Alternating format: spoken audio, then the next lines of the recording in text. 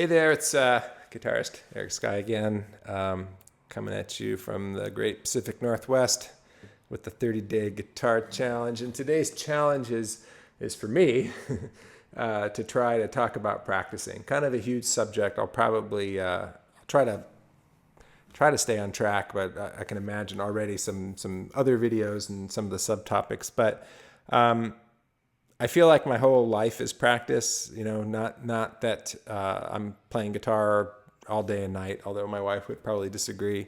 But just in general, I'm always sort of thinking about what I need to work on and frustrated with my playing and I've learned to love that, I guess, over the years. I mean, I like the idea of practice. I like the idea of I'm hungry for information all the time.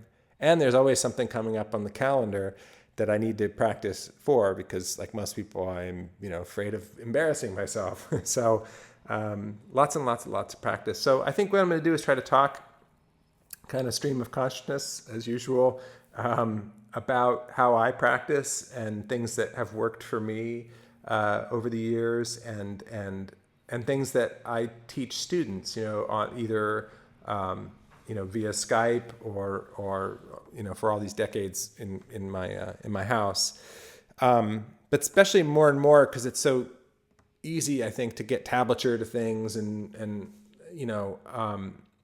that I think a lot of my students are looking to learn how to practice and wanting someone to kind of oversee their development a little bit or help guide or just be a second set of ears. And so a lot of times I feel like I'm sort of teaching people how to practice. So anyway, with no further ado, how do I practice? How I sort of physically practice when I'm actually playing guitar as opposed to listening or reading and all the other things that I personally think are practice. For me, it's a pretty disciplined thing. I really think about it as work, and it's work that I'm frustrated with sometimes, but I try to use that as fuel to the fire, just try to keep at it. I think it's one sort of pitfall that you have to be careful of, I think, is a lot of people confuse playing with practice.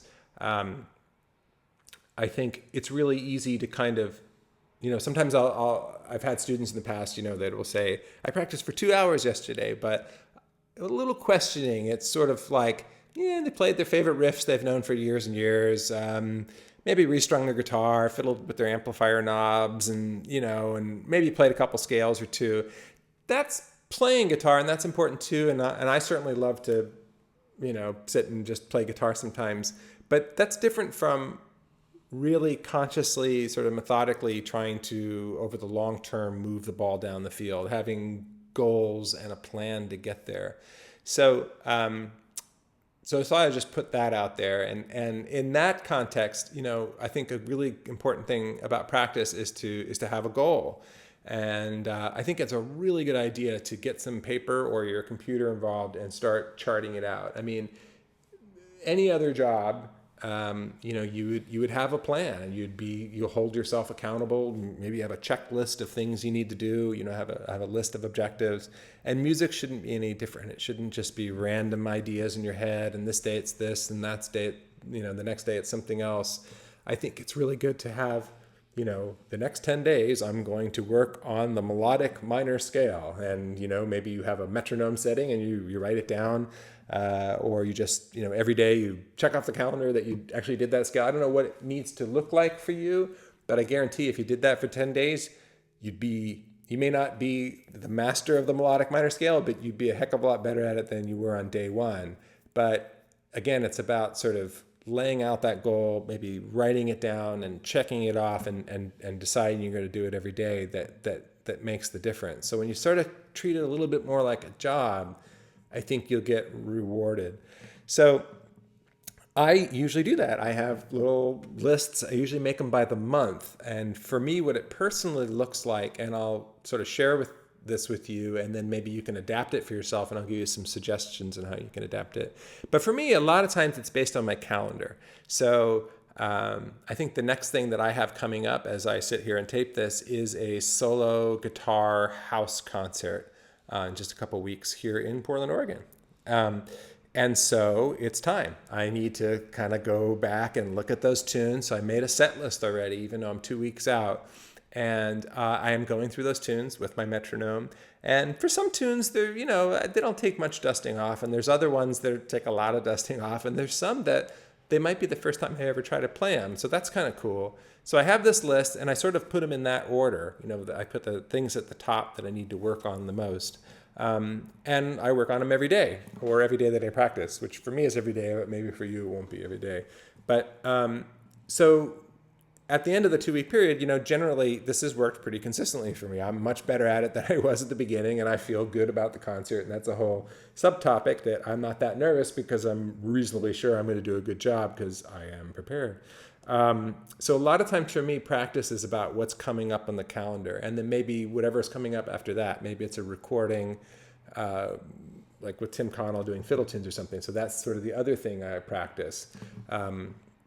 But there's always something coming up. And then the next column, there's sort of longer term things like, I really do need to work on my melodic minor stuff. So in addition to the set list for 2 weeks from now, I'm going to work on this stuff. And then there's other little things that, like, I haven't written a tune in a while, and all these little thoughts that come up, like I need to work on my metronome for my waltzes. Any little thoughts that I have, I write them down, and they make it onto this list that I have for the month. And that keeps me kind of focused, and it really keeps the ball moving down the field. So that's what most of my practice looks like. How you can adapt that to yourself is, if you don't have a gig, this is for students who've taken this seriously. I know it requires a small element of pretend, but for students who've taken this seriously, it's been huge. Let's pretend that you have a gig coming up. Maybe you're a reasonably good jazz guitar student or something like that. And so pretend that you have a 1-hour set coming up in 30 days. What songs are you going to play? Write them down. Write down the 10 tunes that you should probably play, and go through them methodically. The way I would do it, just, not to go too far off topic, but I would go through a minimum of each one 5 times. Once with the head, once with maybe arpeggios or scales, then another time just playing the chords. And then the fourth time, if you did scales the second time, then do arpeggios or vice versa. And the last time, play the head again, work on your endings, so you're covering the devices that you might use for improvisation, you're covering the melody, you're covering the chords, but you're really kind of methodically going through those tunes. And, so if you went through all 10 of them 5 times, it might take you 90 minutes or so, or more. But again, by the end of whatever timeline is you have set for yourself, you will definitely have moved the ball down the field. Some other things, I recently had a student who had never really performed for anybody before, and we made a goal of him arranging a solo guitar piece to play at our Portland Guitar Society, which is a great, very inclusive, wonderful setting for people to play really in any style. And it's an open mic. Everyone gets 5 minutes. And once you know that in 30 days you're going to sit down in front of 60 or 70 guitar players and you can hear a pin drop and you're going to play your little arrangement, you might find it motivational. I know I do. So setting goals, whether they're make-believe or maybe they're obtainable or maybe they're an obligation because you got a gig coming up, that's a really good way to practice and a really good way to kind of keep your priorities straight and go through it methodically. So that's kind of how I practice. Maybe I'll break it down a little bit more. Some suggestions for me. What I tell students is that you should, if possible, practice in the morning. Most of the really good players that I know, maybe this is neither here nor there, or it's too anecdotal, but do that. I think we're fresh in the morning. We haven't had all our thoughts. We're not as deep into all the distractions and all the things come up. And certainly as I'm getting older now, I'm just tired at night. It doesn't mean I don't play at night. It's just other kinds of practice. That might be more noodling, maybe some creative stuff, but this work. I think there's a reason why most jobs are 9 to 5. I think you're stronger in the morning. So that's usually my goal, is to wake up in the morning and to practice. I'm going to talk a little bit about like how much time to practice and all that coming up here, maybe in the next episode. But there's some thoughts about practice for you.